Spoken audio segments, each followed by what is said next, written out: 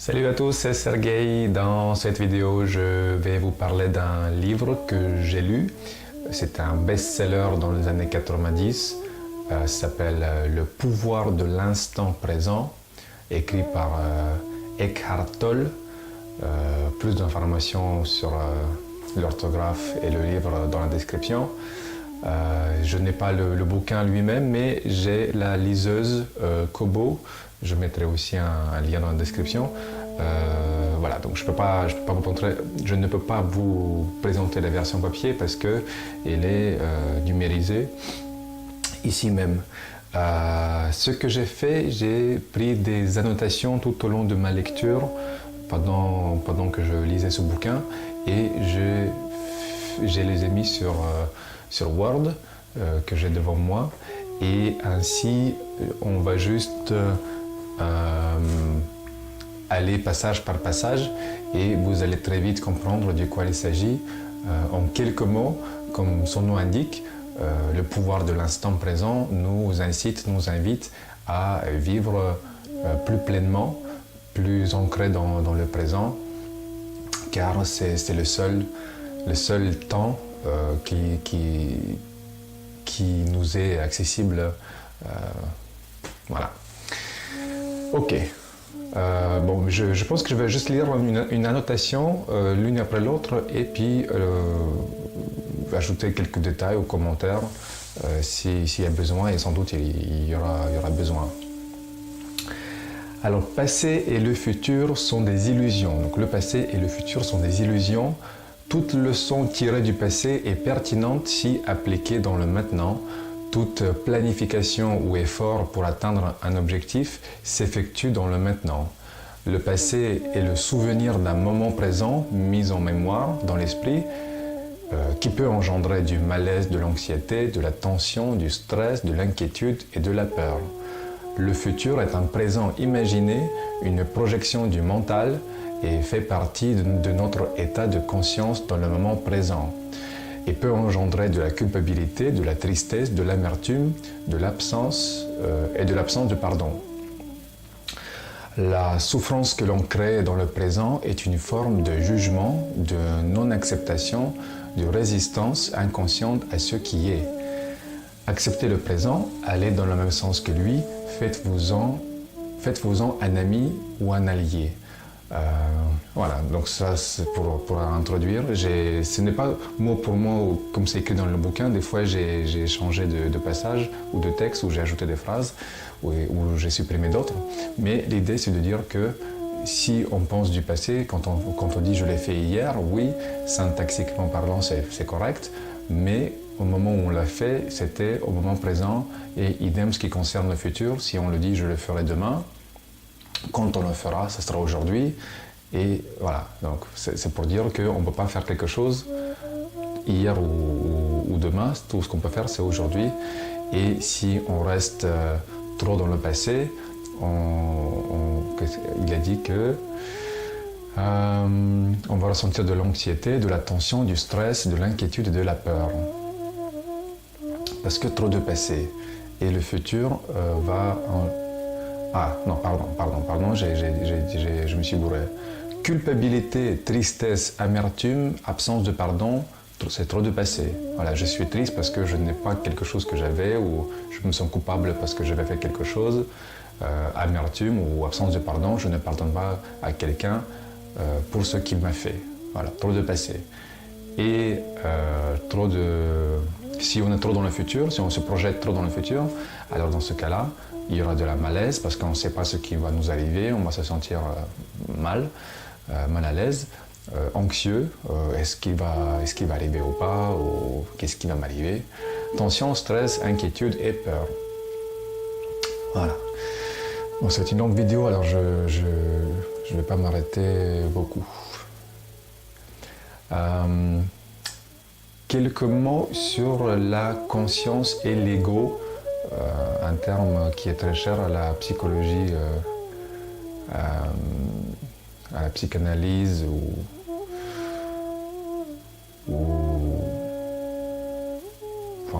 à la psychologie.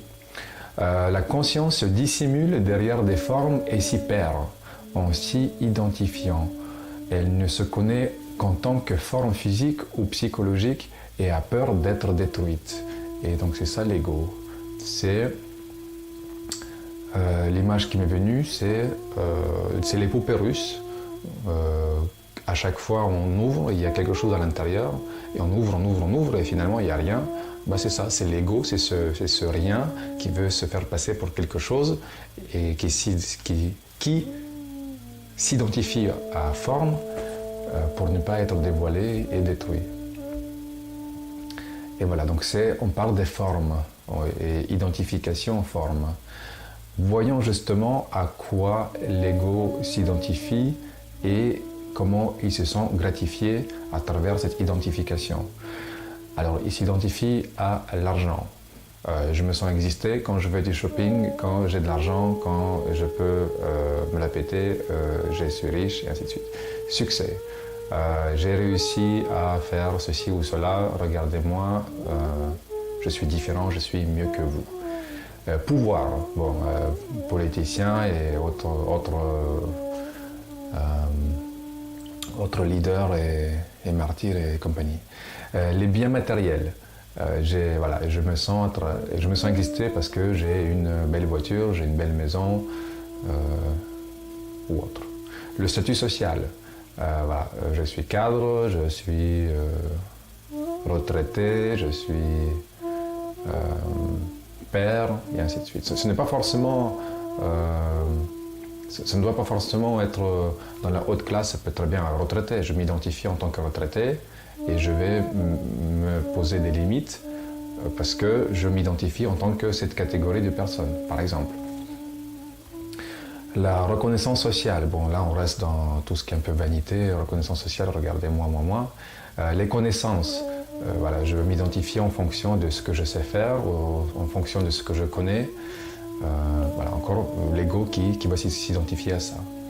Éducation, j'ai fait HEC, j'ai fait telle école, j'ai fait ingénieur, je suis issu de ça, Harvard ou Oxford, voilà, ce sont des choses. Je ne dis pas que c'est mal, mais si les gens s'identifient trop à ça, ça peut devenir. L'apparence physique, bon ça c'est je pense que la principale identification à notre corps. Je suis vieux, moche, gros, beau, petit, jeune, malade, bonne santé, et ainsi de suite. Les aptitudes particulières. Je ne sais pas, ça peut n'importe quoi, je peux faire un grand écart, je peux parler plusieurs langues, je peux courir vite.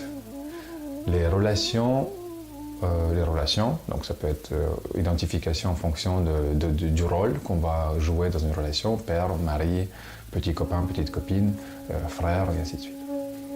Histoire personnelle ou familiale, on va s'identifier en fonction de ce que nos parents nous ont dit sur nous, sur la vie, et ce qu'on a vécu par le passé dans notre vie, sans doute quand on était enfant ou ado, et dire je suis comme ça parce que voilà ce qui m'est arrivé, ce qui m'était arrivé. Les systèmes de croyances, ça peut être tout à fait, ça peut être de différentes choses. Les amis ou même nos proches qui vont dire ce que tu peux pas faire ou ne peux pas faire, et tu vas finir par leur croire. Et toute forme d'identification collective d'ordre politique, nationaliste, racial, religieux ou autre. Voilà, tout simplement, on va se sentir exister. On va dire je suis de gauche, je suis de droite, je suis républicain, démocrate, je suis français, je suis blanc, noir, jaune, je suis musulman, je suis juif ou autre. Je ne pense pas qu'il y ait du mal enfin oui, si on s'identifie un petit peu, ça peut aller, mais si on va dire je suis végétarien, je suis chrétien, je suis bouddhiste, et ne se percevoir que comme ça peut devenir maladroit pour tout le monde et même handicapant, je pense. Alors on continue. Donc, je pense que vous avez compris, et sans doute vous avez déjà rencontré des personnes où vous vous êtes trouvé parmi une de ces aspects d'identification. Moi sans doute je suis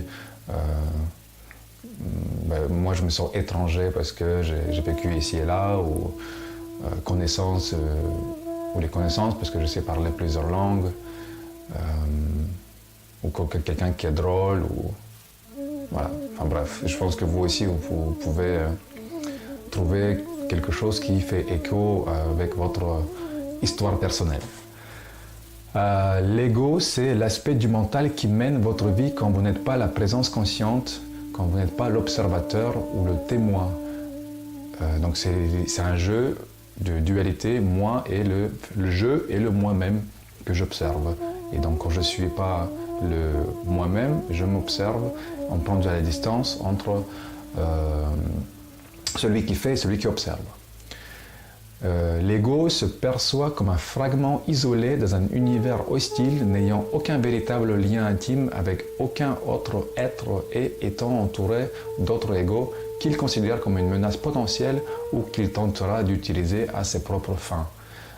Ça se voit très souvent, les gens, dans un sens péjoratif du terme, on va dire qu'ils sont égoïstes, et c'est justement dans ce sens-là qu'il est dit ici que on se perçoit comme séparé, je m'en fous, c'est pas moi, chacun sa merde, qui se débrouille, on n'est pas connecté. Voilà. Qu'est-ce que je peux en tirer des autres? Les structures fondamentales de l'ego lui servent à lutter contre sa propre peur et son sentiment de manque. Voilà, au fond, l'ego, il a peur, hein, il veut être comblé. C'est pour ça qu'il s'identifie aux choses pour dire oui, je suis ça. Alors qu'au final, il n'existe pas. C'est une construction mentale. Ses fondements sont la résistance, je résiste à ce qui est, je dis non. Le contrôle, je veux contrôler le résultat final, je veux me sentir actif. Le pouvoir, si j'ai pouvoir sur des choses, sur des personnes. La cupidité, je ne connais pas trop ce mot, mais la cupidité, bon, à regarder dans un dictionnaire. Hein. La défensive, ça ce sont des gens qui se vexent, très susceptibles, je pense qu'on connaît tous plein, comme ça. Et l'hostilité, voilà. Si il y a quelqu'un qu'on ne connaît pas, on va plutôt être méfiant et ne pas l'accepter à bras ouverts. L'ego croit qu'il peut manipuler la réalité par la négativité et obtenir ainsi ce qu'il veut. Il croit à tort que par ce biais, il peut créer une situation avantageuse ou dissiper une situation désavantageuse. La négativité ne fait que renforcer l'ego. Vous ne désirez aucun changement positif puisque cela menacerait votre identité de personne déprimée, en colère ou traitée injustement. Par conséquent, vous ignorerez, nierez et saboterez ce qui est positif dans votre vie. Voilà, donc l'ego, il est du côté obscur de la force, il se renforce, il se sent exister par la négativité, il pense que si je résiste suffisamment, je peux changer les choses ou avoir une meilleure situation. Et du point de vue plus spirituel, selon le bouquin, ça ne marche pas comme ça, ça va un peu c'est à l'opposé des t-shirts qu'on peut voir des gens qui sont dans fitness club où c'est écrit no pain, no gain, pas de souffrance, pas de gain. Bon. Et ils sont là, ils poussent les poids et tout. Bon. Et d'autre part, l'ego préfère se sentir victimisé ou se sentir souffrant pour se sentir exister. Et il va dire, si quelqu'un va dire tiens je peux t'aider, non, laisse-moi, je suis une petite victime, qu'est-ce que je serais si je ne serais pas ce que je suis maintenant. Voilà. C'est un petit peu ça le raisonnement de l'ego. Alors ce qui nous arrive quand on est identifié au mental, c'est qu'on est prisonnier du temps et on a une compulsion à vivre en fonction de la mémoire et de l'anticipation, en d'autres termes, en fonction du passé et de l'avenir. Donc la préoccupation du passé nous donne un sens d'identité. Voilà ce que j'ai fait, voilà ce que j'ai obtenu, voilà ce que je suis. Et la préoccupation du futur nous donne une promesse de salut et de satisfaction. Quand je saurai ceci, je serai libéré de cela et alors seulement je serai bien. Voilà. Donc soit on dit ah c'était bien avant, ou on se dit ça sera mieux plus tard quand la journée de travail aura fini, quand ce sera le week-end, quand je serai en vacances, quand je serai retraité, ou avec telle ou telle personne, ou dans une telle et telle situation.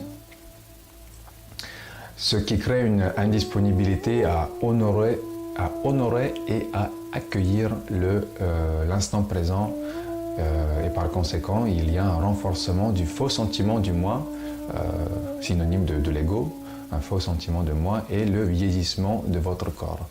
Même ici, on voit qu'il y a un lien entre le mental et le corps physique. Donc le corps de souffrance, qui est l'ombre de l'ego, craint la lumière de votre conscience, il a besoin du temps et ne peut pas survivre dans le présent. Si on souffre, c'est qu'on nie, on résiste au présent et on est trop dans le passé ou dans l'avenir. Mais si on est pleinement dans le présent, on ne va pas souffrir. Vous pouvez faire un test, où que vous soyez, si vous êtes pleinement présent, tout va bien. Tout va bien. C'est le mental qui va dire oui mais demain, oui mais cette semaine, oui mais hier. Voilà, c'est le dialogue intérieur, la petite voix qui parle et qui nuit. Qui nuit. Après c'est un choix, encore une fois c'est un choix. Il y a des gens qui préfèrent, tant pis ou tant mieux pour eux.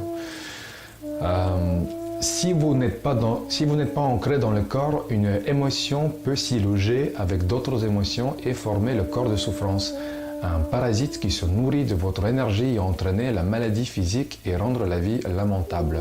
Si vous y êtes identifié, vous allez être forcé continuellement ou périodiquement à revivre les souffrances émotionnelles et devenir l'auteur ou la victime de violence selon son corps de souffrance à prédominance active ou passive. Voilà, donc là il met l'accent sur le corps, l'importance à être présent dans notre corps, et encore une fois, si on n'y est pas, une émotion s'y loge et de manière inconsciente va entraîner des maladies physiques et nous faire devenir soit victime, soit le bourreau, en fonction si on est plutôt passif ou actif. Ok.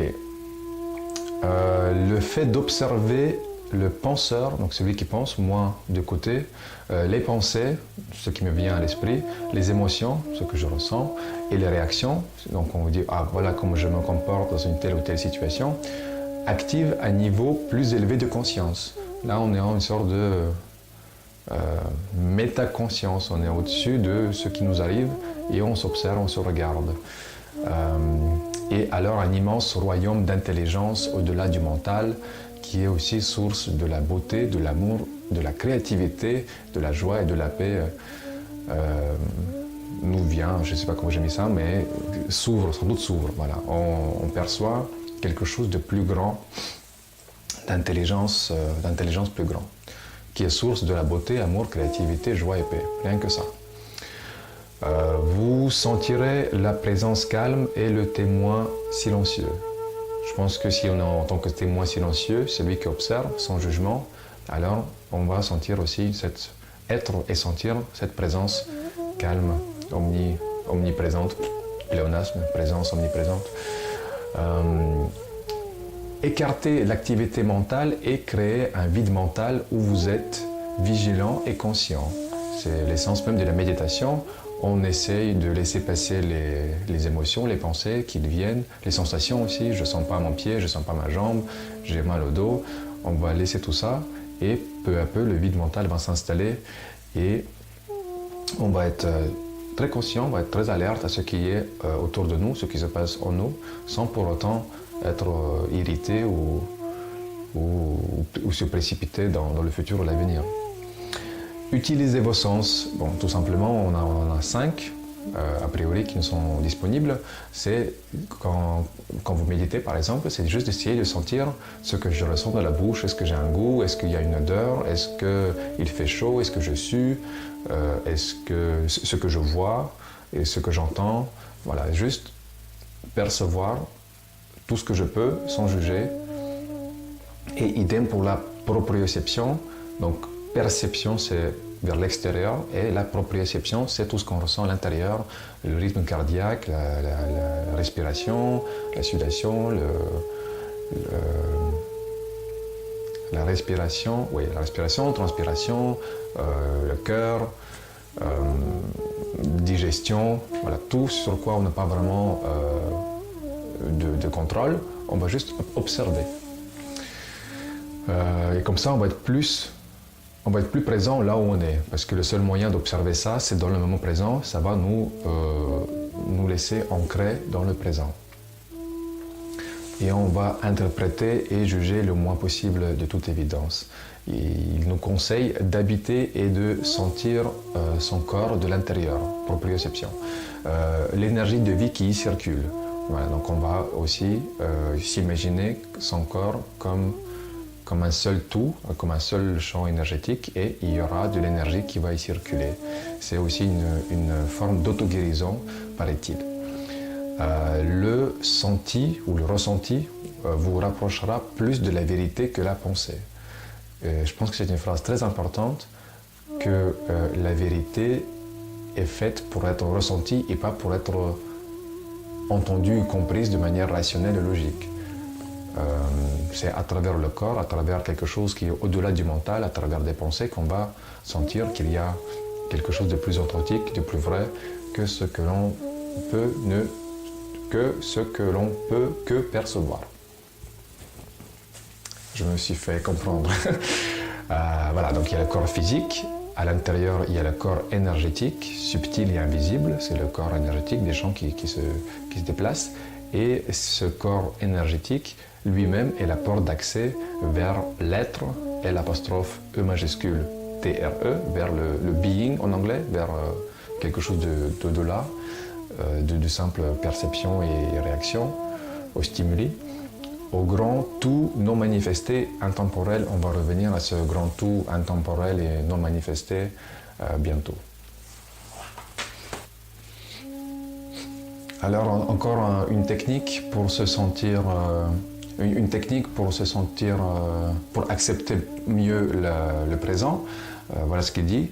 Il dit « Sentez que vous devenez transparent, pour ainsi dire, comme si vous étiez dénué de la solidité de la matière corporelle, comme si le corps il était complètement transparent et tout peut traverser à travers. Permettez ensuite au bruit ou à tout ce qui cause une réaction négative de passer à travers vous.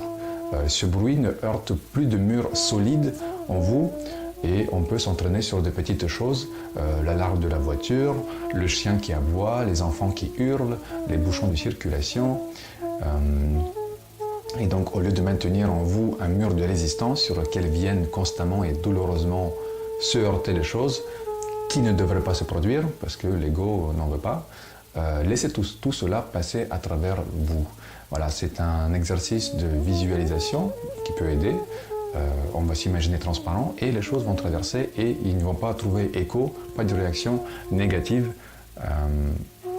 à avoir. Voilà. Et voilà ce qu'il dit maintenant, ce qui nous arriverait si on est vraiment présent. Si votre attention consciente reste ancrée dans le présent, tout malheur et combat disparaissent. Vous êtes libre de vos pensées, paisible et alerte. Et alors on aura du soin, de l'amour et de la qualité dans les plus simples des gestes. Les modalités sont plus importantes que l'action elle-même. Et il faut créer un décalage entre la perception et la pensée. Et sinon, on a 3 options: se retirer, changer ou accepter la situation dans laquelle nous nous retrouvons. Et c'est ainsi qu'on va assumer la responsabilité de notre vie. Bon, c'est un petit peu un micmac, un patchwork de différents passages. Il dit que si on est présent, il y a moins de combats, moins de conflits. Essayez, ressentez. Il dit que les modalités sont plus importantes que l'action. Quoi que je fasse, ce n'est pas ce que je fais qui compte, mais c'est comment je le fais, ce que je ressens, à quoi je pense pendant que je le fais. Si je marche, est-ce que je marche consciemment? Est-ce que je ressens chaque pas ou est-ce que je pense au dîner? Voilà. Les modalités, c'est ça. C'est ce qu'on ressent, c'est les différents canaux à travers on ressent ce qu'on en fait. Et il dit que c'est plus important. Et quand on crée un décalage entre la perception et la pensée, on est plus présent aussi parce qu'il y a moins de jugement. La mémoire de travail qui est connectée aux mémoires à long terme sont moins activées et on va moins analyser les choses et dire « Ah voilà, ça c'est... J'ai déjà vécu cette situation-là, la dernière fois c'est fini comme ça, cette fois-ci je ferai plus attention. » Voilà, on va comparer, on va analyser, procéder d'une manière logique et ce n'est pas une bonne chose toujours. Des fois oui, souvent oui, mais encore une fois il faut trouver le milieu, l'équilibre. Et si vous êtes dans une situation, il y a 3 options qui s'offrent à nous. Soit on se retire, si je suis dans une relation et il y a quelque chose qui me déplaît, je quitte la personne. Soit j'essaye de me changer ou on ne va pas dire de la changer, je peux lui communiquer ce qui me fait mal ou ce qui me déplaît et voir si la personne va se changer. Donc je ne dis pas que je vais la changer, mais je rends la personne consciente de son comportement vis-à-vis de moi, ou alors j'accepte la situation. Je dis oui, c'est comme ça, et on ferme les yeux. Non, c'est même pas ça. On ouvre les yeux et on la laisse telle qu'elle. Voilà, on accepte. Ça, je pense que c'est la partie la plus difficile, mais si vous voulez, comme il dit, assumer la responsabilité de votre vie, il faut se retirer, quitter le boulot, relation, je ne sais pas moi. Il y a différentes situations dans la vie, ou alors la changer, la situation, ou se changer, ou bien accepter. Alors, la réponse, la force, l'action et la ressource juste se présenteront lorsque vous en aurez besoin, ni avant ni après. Arrêtez-vous de penser et concentrez-vous sur votre champ énergétique, donc c'est au niveau du corps. Prenez conscience du calme intérieur. Lorsque vous reviendrez à la pensée, celle-ci sera fraîche et créative. Là, il répète un petit peu, il dit que le senti est plus important, il est supérieur à la pensée, et quand on aura besoin de quelque chose, ça viendra tout seul, ni avant ni après, mais au moment même de l'instant présent, comme s'appelle le bouquin. Donc la réponse, la force, l'action et les ressources. Donc des fois, il ne faut pas trop se préoccuper sur comment je vais faire une telle chose, mais juste à commencer à le faire, et on verra que, ah oui, tiens, je peux faire ça comme ça, je peux faire ça comme ça, ah tiens, je connais quelqu'un, et en fonction des actions et des réponses, si on est vraiment présent, on va prendre des mesures plus justes que de se dire, ah oui, je vais être là-bas, soit dans le temps, soit physiquement, et on verra toutes sortes d'obstacles et on va abandonner avant même d'avoir commencé. Donc ce qui est dit, c'est arrêtez-vous de penser, concentrez sur votre champ énergétique, prenez conscience du calme intérieur et quand vous reviendrez à la pensée, celle-ci sera fraîche et créative. C'est pas beau ça? Donc pour tous ceux et celles qui veulent dessiner ou faire de la musique ou danser, essayez. Là, on va parler un petit peu des interactions sociales, interpersonnelles, entre nous comme humains.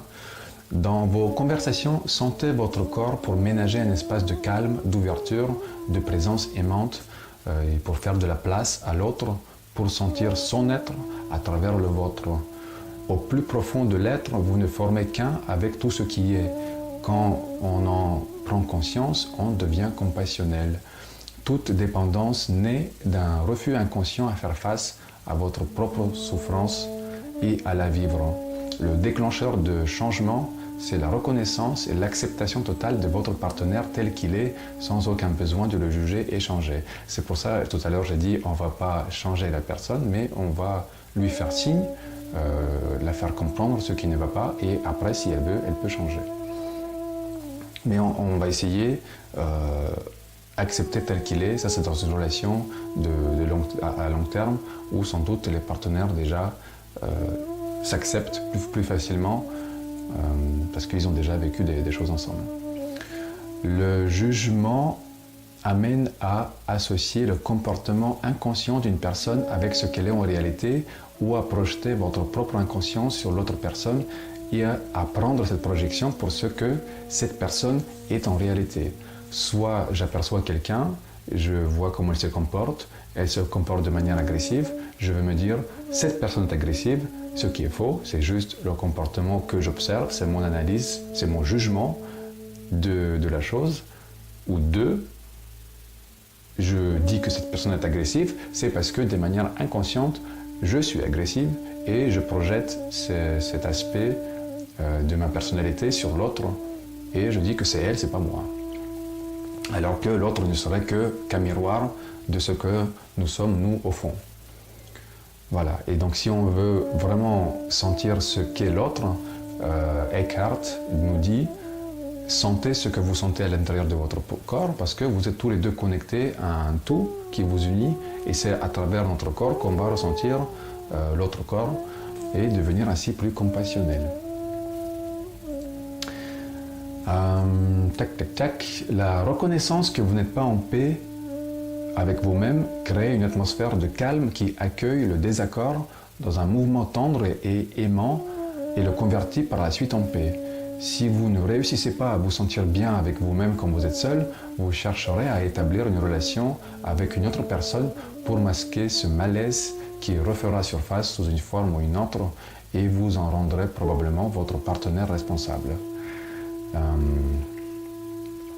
C'est pour ça, je pense que quand les gens se mettent en couple, ils mettent la responsabilité, ce poids, ce fardeau sur l'autre en disant « Voilà, on est ensemble, rends-moi heureux, rends-moi satisfais-moi, rends ma vie heureuse, donne-moi le bonheur. » Alors que c'est complètement loufoque, puisque d'abord, il faut se sentir bien tout seul, et quand on aura quelque chose à partager, à donner, là, on peut se mettre avec quelqu'un, pas avant. Et pourtant, beaucoup de personnes se comblent leur manque en se mettant avec quelqu'un.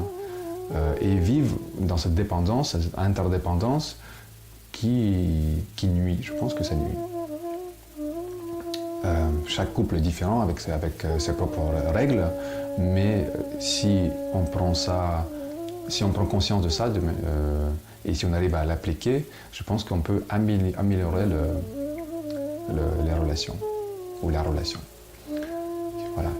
Et ce qu'il dit, Eckhart, il dit que il faut d'abord accueillir et reconnaître que oui, je ne suis pas bien, je ne vais pas le nier, et sur cette base-là, je vais trouver les solutions. Voilà. Et là, il va encore au-dessus parce qu'on n'est plus dans la relation entre soi et soi-même, entre je et le moi. Il n'y a plus de dualité, et voilà ce qu'il dit. Mais avez-vous besoin d'être en relation avec vous-même? Pourquoi ne pouvez-vous pas être simplement vous-même? Quand vous êtes en relation avec vous-même, vous êtes divisé. D'un côté, il y a le je, et de l'autre, le moi-même, soit le sujet et l'objet.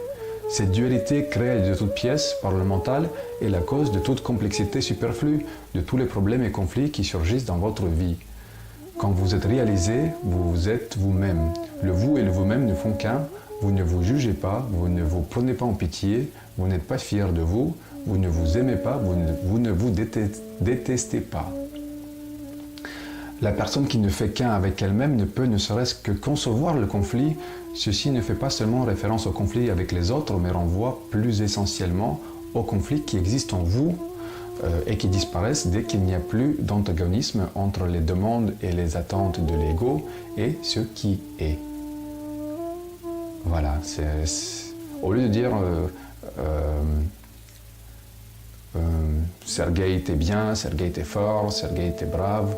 D'ailleurs, j'ai une vidéo sur l'autosuggestion qui peut marcher, je ne me contredis pas, qui peut très bien marcher si on arrive à reprogrammer son cerveau, sa manière de voir les choses, sa manière de penser, Mais c'est pour ça que j'aime et que je positionne la spiritualité, enfin tout le monde positionne la spiritualité au-dessus de la psychologie, c'est parce qu'on est au-delà du mental, on est au-delà de la psychologie cognitive, on est au-delà de tout le domaine de l'étude du cerveau, parce qu'on se dit qu'il y a quelque chose au-dessus. Et quand on prend conscience, on prend de la distance et on se dit que oui, effectivement, maintenant que je prends conscience du mécanisme, je m'en détache, je ne fais plus partie de ça. Voilà. Il n'y a plus le moi et le jeu. Freud va parler du jeu, du ça, du surmoi, une sorte de figure paternelle qui nous dit fais ça, fais ceci. Voilà, on va diviser le mental en différentes catégories, alors qu'au final, pourquoi ne pas juste dire tout ça, c'est pas moi. Je suis au-dessus de tout ça.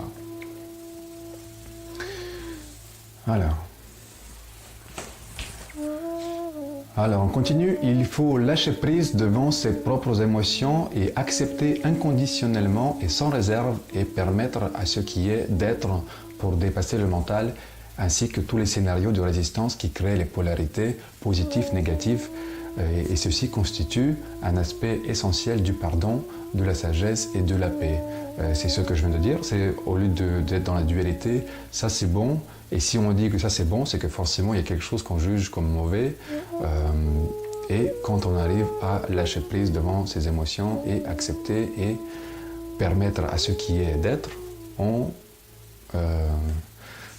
je dirais qu'on disparaît puisqu'il n'y a plus de nous, il n'y a plus de quoi résister, on se sent juste comme partie prenante d'un grand tout qui se passe. En anglais on dit happening, c'est ce qui arrive, c'est ce qui est en train d'arriver. Je ne sais pas comment dire ça en français, mais on est juste une sorte de mélodie. Voilà, il y a une symphonie et on est cette mélodie. Il n'y a pas de mauvais ou de bon, il y a juste le happening, ce qui arrive. On laisse la vie, l'univers s'exprimer. Alors, qu'est-ce qu'il nous dit?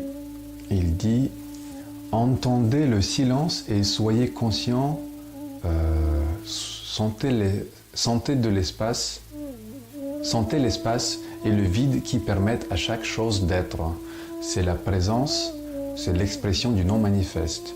Ce qui n'est pas là est plus important que ce qui est là. L'ici, maintenant, est le seul point à partir duquel vous pouvez parvenir au salut. Vous y accédez par le fait même de prendre conscience que vous y êtes déjà. » Bon, ça peut paraître un petit peu obscur et ésotérique, mais ça ne l'est pas tant que ça. Je vais m'arrêter là un instant. Et ce qu'il dit, c'est qu'il faut prêter attention aussi à l'espace, au vide. Voilà, il y a moi, il y a des objets, mais il y a aussi tout l'espace qui permet aux objets et à la vie d'être. Et quand on en prend conscience, je pense que c'est formidable, c'est magnifique. On dit voilà, je peux aller à gauche, à droite, je peux me déplacer. Et aussi au silence qui renvoie à la notion du temps. Et le silence, c'est comme si on avait une feuille blanche qui est l'espace et on va dessiner. Donc les objets physiques, ça va être ce qu'on dessine et la feuille blanche, c'est l'espace. Et le silence, ça va être c'est le temps. Et dans ce temps-là, on va mettre des sons, des actions, des choses qui arrivent, des saisons. Voilà, et les deux vont ensemble. C'est pour ça qu'on parle de l'espace-temps. Lui, il parle de ici maintenant. Here and now. Et quand on prend conscience qu'on y est déjà, ici et maintenant, c'est comme ça qu'on parvient au salut. Ça c'est un autre thème. Je pense que c'est quand on est vraiment, vraiment très, très spirituel, quand on se désidentifie presque complètement de notre ego, on arrive à arriver, certaines personnes l'ont déjà fait, plusieurs même, à l'illumination. C'est un terme bouddhiste. On parle aussi de nirvana. C'est le réveil, l'éveil spirituel et on est au-delà de tout ça. Et après, soit on revient dans ce monde en tant qu'être humain et on partage avec les autres ce qui nous est arrivé pour permettre à d'autres personnes de vivre mieux. Ou alors je ne sais pas, je ne suis pas y arrivé. À vrai dire, je ne cherche pas la nirvana ou l'élimination, mais tout simplement à être présent et à sentir ce qui se passe. Alors, voilà. Les objets physiques ont des équivalents dans notre tête et on va les appeler les objets mentaux. Ce sont des pensées et des émotions et la conscience, ça va être l'espace intérieur. Si on se détache de ces objets, on retrouve le vide physique et mental et la conscience pure du non manifeste. Ceci nous aide à valoriser, aimer et respecter le manifeste et chacune de ces formes comme étant l'expression de l'un au-delà de la forme. Oui, donc là je fais ça, je n'ai plus accès à mon Windows Movie Maker, j'aurais bien voulu mettre ce que je dis pour que ça soit plus facile pour vous de comprendre et de suivre. C'est pour ça qu'il faudrait que je répète ce que je viens de dire. Là on parle un petit peu du minimalisme. Si j'ai beaucoup de choses dans mon appartement, chaque objet a une réponse dans ma tête. Si je vois une photo, ça va me rappeler du passé. Si je vois un ordinateur, je vais penser à ce que je pourrais faire. Et chaque objet va être associé à une pensée, à une émotion dans ma tête. Et quand je m'en débarrasse physiquement parlant, si je suis minimaliste, le moins possible, je fais aussi de l'espace dans ma tête. Donc la conscience serait l'appartement que j'ai dans ma tête. Et plus il est vide, plus je perçois ce qui est non manifesté, la conscience pure, au-delà de la forme. C'est ça ce qu'il veut dire. J'espère que cette image vous aide à comprendre de quoi on parle. Alors, un des plus puissants exercices spirituels consiste à méditer profondément sur la mortalité des formes matérielles, la vôtre y compris, centre vie, naissance, mort. Voilà. Cela s'appelle mourir avant de mourir. Votre forme matérielle se dissipe, n'existe plus. Puis arrive le moment où toutes les formes pensées s'éteignent également.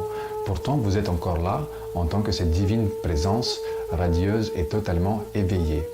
Ce qui a toujours été réel reste, et seuls les noms, les formes et les illusions meurent.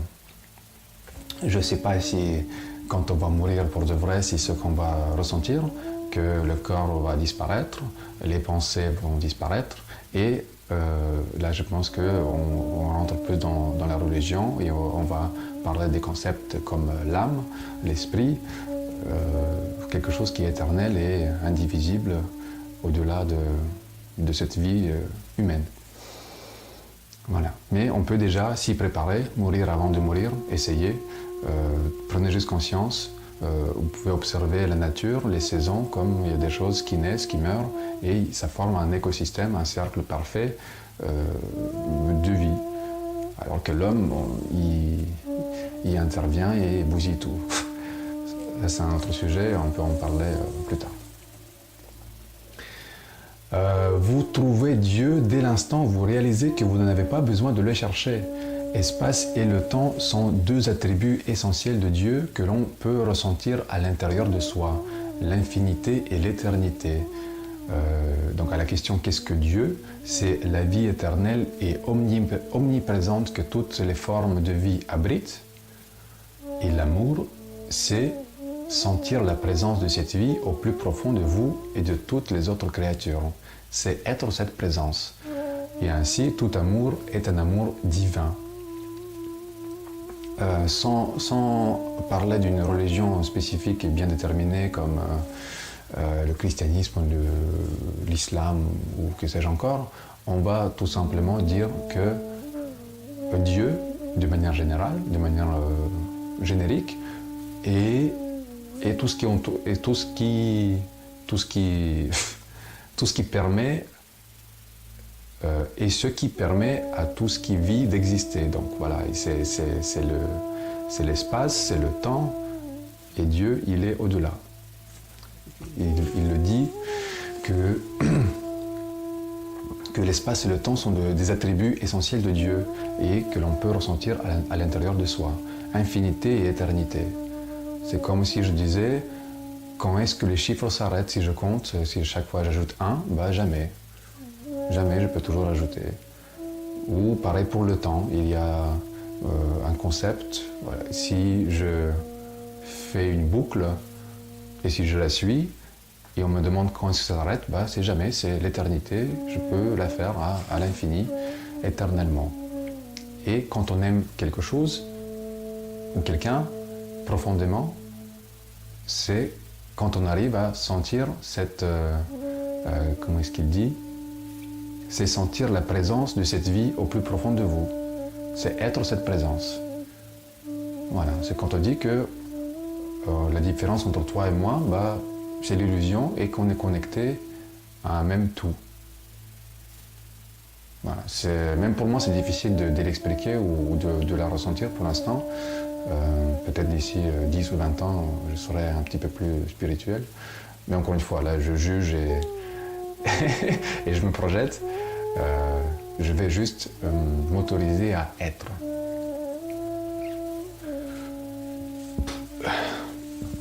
Alors la vraie prospérité, ça serait la gratitude envers le moment présent et la plénitude de la vie présente. C'est la pleine conscience, mindfulness, et c'est dire merci et sentir de la gratitude. C'est merci pour le corps, merci pour mes amis, merci pour mon employeur qui me permet d'avoir un salaire, merci pour à mon propriétaire de me louer, un appartement et ainsi de suite. Merci à mes parents de me faire naître. Voilà, c'est ressentir de la gratitude et remercier les choses et les personnes autour de nous. Être qui vous êtes, sentir en vous le bien qui n'a aucun opposé, la joie de l'être qui ne dépend de rien d'autre que de lui-même, qui se ressent comme une présence durable. Le salut, c'est se connaître soi-même comme faisant indissociablement partie de l'un intemporel et sans forme qui confère à chaque chose l'essence qui l'anime. Voilà, on revient un petit peu à la notion de Dieu. Sans religion, on est bien clair. Et quand on est au-delà de la polarité bien-mal, bonheur-malheur, on est en paix, on est en harmonie avec tout le monde. Oui, et ce qu'il dit, voici quelques promesses, je ne sais pas si je peux dire ça comme ça, quelques promesses, si on n'est plus présent, voilà ce qui nous attend. C'est la libération de la peur, de la souffrance, d'une sensation de manque et d'insuffisance, donc la libération de tout cela. La libération de sensations de manque et d'insuffisance, de désir, un terme très, très cher au bouddhisme, libération de besoin, d'attachement et de cupidité. Voilà, attachement aussi, on parle beaucoup dans le bouddhisme, c'est